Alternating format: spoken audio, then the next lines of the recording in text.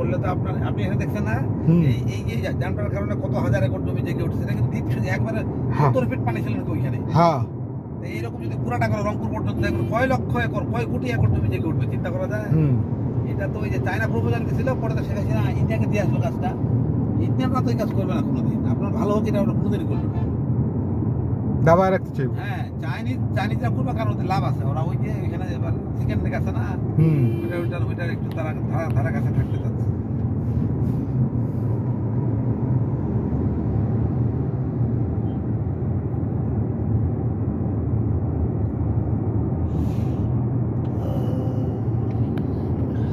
যমুনা সেতু পার হইতেছি, প্রায় শেষ পর্যায়ে, শেষ প্রান্তে আছি।